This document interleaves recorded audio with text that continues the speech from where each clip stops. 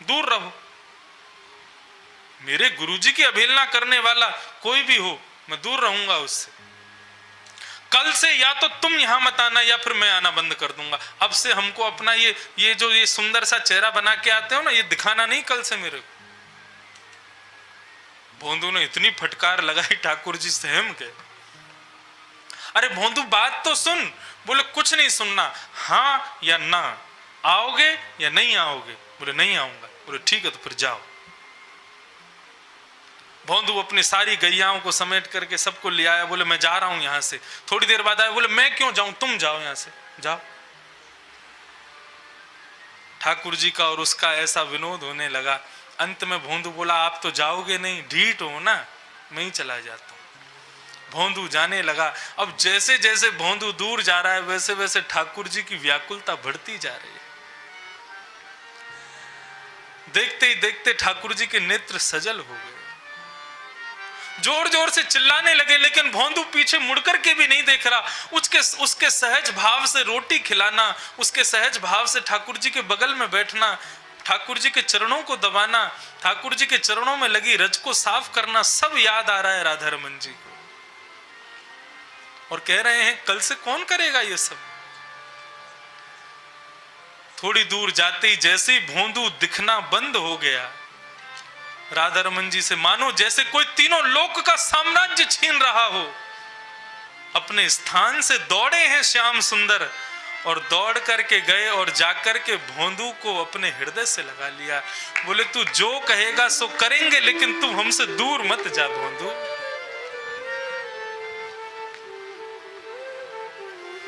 भोंदू बोला गुरुजी के पास चलोगे?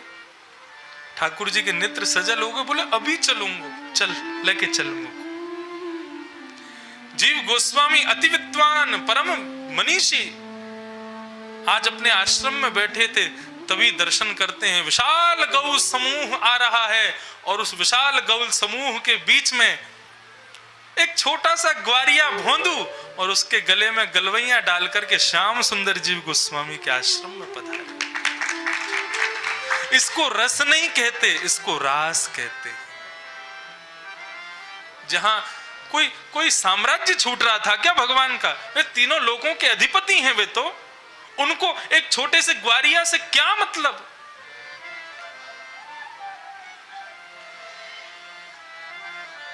लेकिन ये प्रेम की वो अवस्था है जिसमें त्रिलोकी नाथ भी नतमस्तक हो जाता है। और ये प्रेम की अवस्था, इस प्रेम की राजधानी श्री वृंदावन है। ऐसा प्रेम केवल इसी स्थान पर प्रकट हो सकता है, पूरे विश्व में कहीं नहीं हो सकता। गीत गोविंद ठाकुर जी को कितना प्रिय, केवल एक कथा से समझ लो आप। एक मालिन की बेटी, वो अपने बगीचे में जब पुष्प तोड़ने के लिए जाती है, सब्जियां तोड़ने के लिए जाती है, तो गीत गोविंद का पाठ करती है। उसके गीत गोविंद को सुन करके श्री मंदिर में विराजमान, श्री क्षेत्र में विराजमान जगन्नाथ भगवान डामाडोल होने लगते हैं, हिलने लगते हैं। और पुजारी जी से कहते हैं जितना शीघ्र हो सके दर्शन बंद करो मेरे। क्यों, क्या हो गया प्रभु? बोले बस अब मुझसे खड़ा नहीं हुआ जा रहा है। वो गुंजायमान गीत गोविंद का मुझको मेरे कानों में आ रहा है और मुझको बुला रहा है, पुकार रहा है। पुजारी जी जैसे ही गेट बंद करते हैं, जगन्नाथ भगवान वहां से अंतर ध्यान हो जाते हैं। सुभद्रा बलदेव कहते हैं हमको तो संग लेके ही नहीं जाते, अकेले ही भाग जाते हैं सब जगह। जगन्नाथ भगवान पहुंच गए और वो मालिन की बेटी गीत गोविंद गाते गाते गाते गाते वन में प्रवेश करती जा रही है।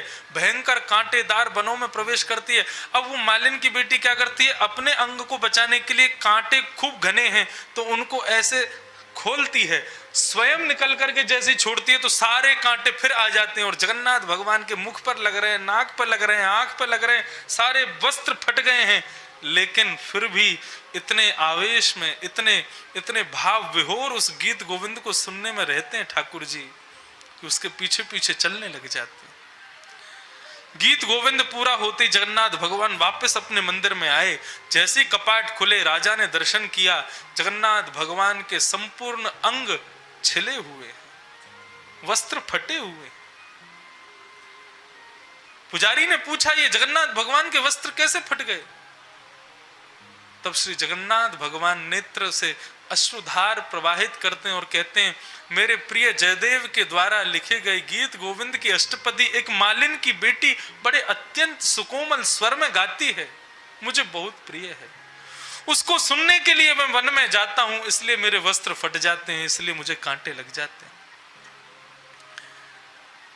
राजा कहता है, हमारे ठाकुर जी को कष्ट होता है, सोने की पालकी भेजी है मालिन की बेटी के लिए। और उस बेटी को बुलाते हैं, श्री जगन्नाथ भगवान के सामने खड़ा कर देते हैं और कहते हैं, गीत गोविंद गाओ। जैसे ही गीत गोविंद गाने लगते हैं, पूरा जगन्नाथ धाम दर्शन करता है। श्री मंदिर में विराजमान श्री जगन्नाथ, श्री बलदेव, सुभद्रा तीनों अपनी भुजाएं उठा करके नृत्य करने लग जाते हैं। ऐसा है गीत गोविंद, भगवान को बहुत प्रिय है। तो प्रयास मैं अभी से लगा हूं गीत गोविंद पढ़ने में, कथा करूंगा और कथा के बाद जाकर के देखूंगा थोड़ी बहुत भुजा ऊपर हुई कि नहीं हुई, जगन्नाथ भगवान थोड़े नृत्य किए कि नहीं किए। तो ऐसे आनंद की अनुभूति गीत गोविंद से होती आहा। अभिनव जलधारा सुंदर द्रत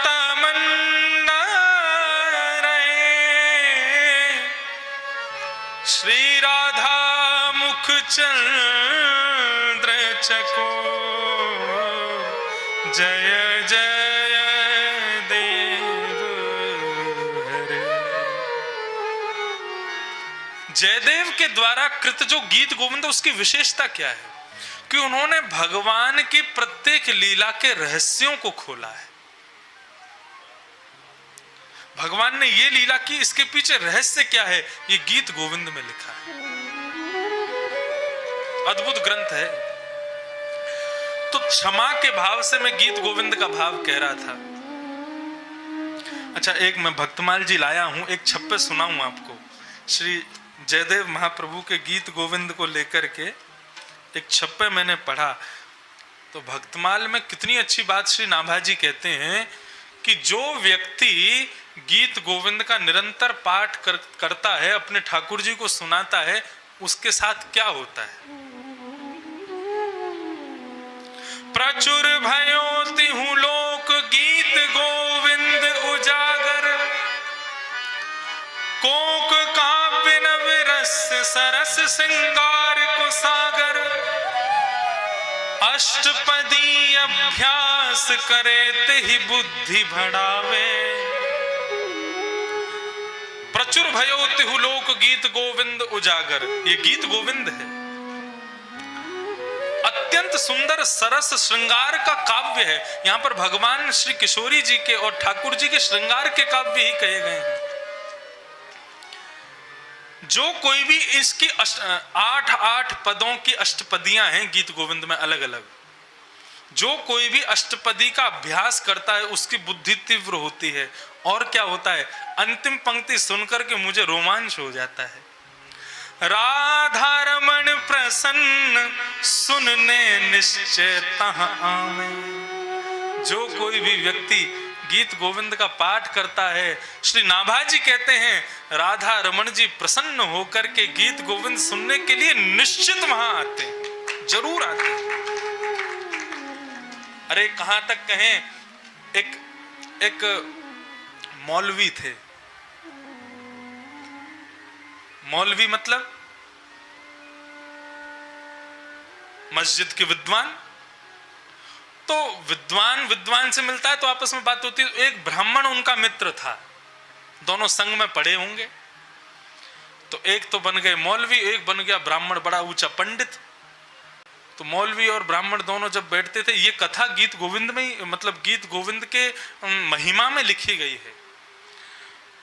तो मौलवी कभी अपनी कुरान की आयतों की प्रशंसा करते, कभी किसी की बात की प्रशंसा करते। देखा हमारे यहाँ ऐसा लिखा है, देखो हमारे यहाँ ऐसा लिखा है।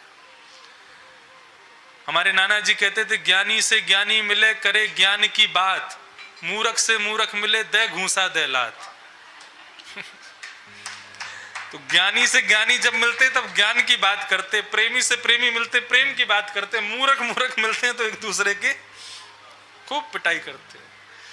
तो ब्राह्मण ने कहा, बोले तुम्हारी, हम किसी पंथ की किसी धर्म की कोई निंदा कर रहे हैं ऐसा नहीं, लेकिन ब्राह्मण ने कहा तुम्हारी इन कुरानों की आयतों को सुनने के लिए क्या कभी तुम्हारे खुदा प्रकट होते हैं?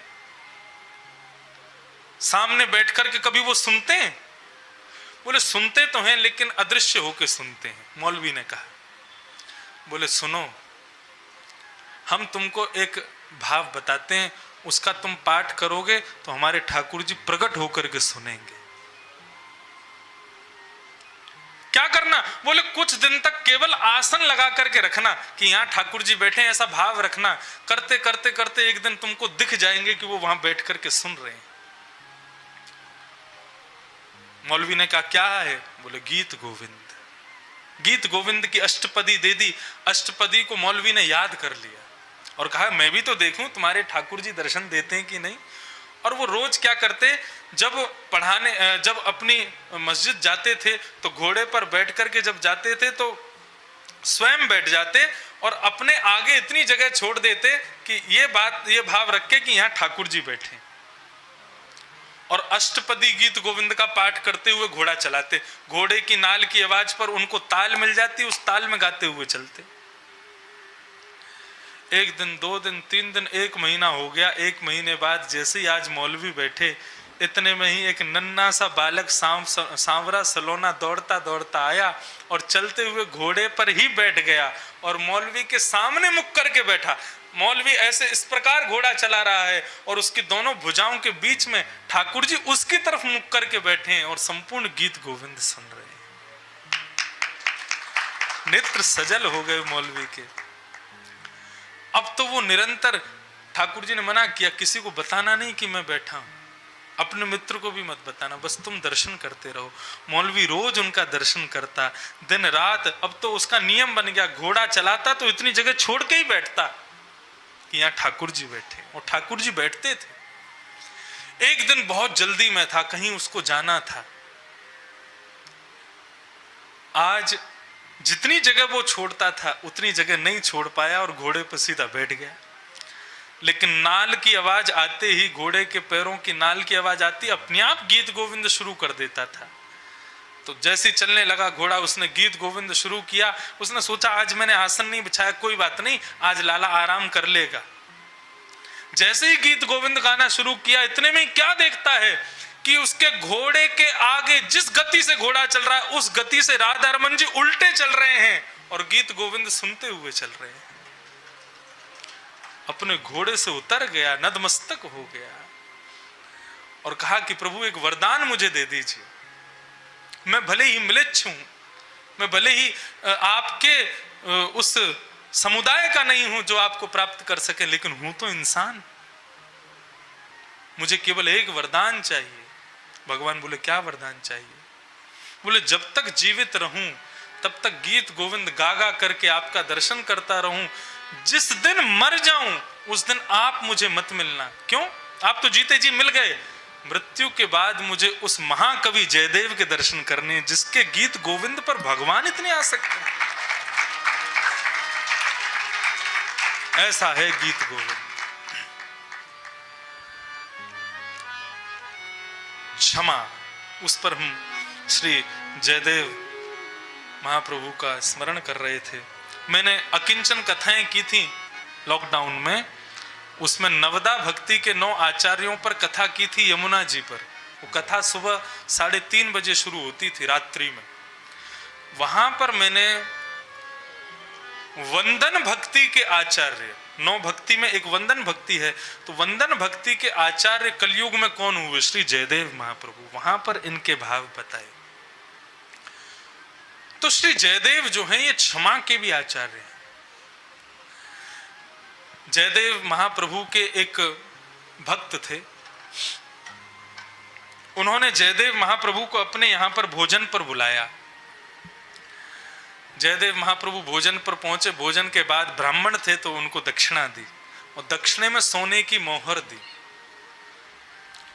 सोने की मोहर देकर के जयदेव जी वहां से प्रस्थान करने लगे। तो अपने घोड़े पर बैठकर के जैसे ही निकलने लगे तो बीच मार्ग में कहीं ठग मिल गए। रात्रि का समय, उन ठगों ने जयदेव जी को रोक लिया। जयदेव उनकी ख्याति बहुत थी, सब जानते थे, लेकिन उनको देखा बहुत कम लोगों ने था।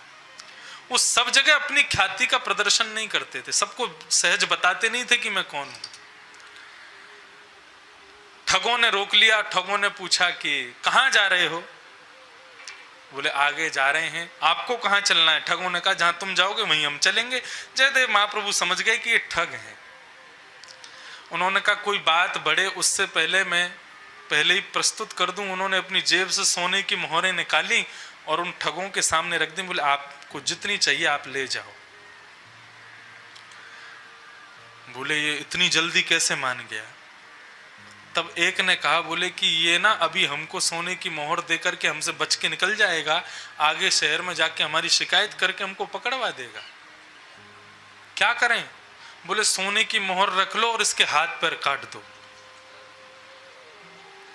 और उन ठगों ने महाकवि कविराज श्री जयदेव जी को घोड़े से उतारा, सोने की मोहरें अपने पास रख ली, उनकी दोनों भुजाएं और दोनों पैर काट दिए और काट करके उनका जो बचा हुआ शरीर था उसको कुएं में फेंक दिया।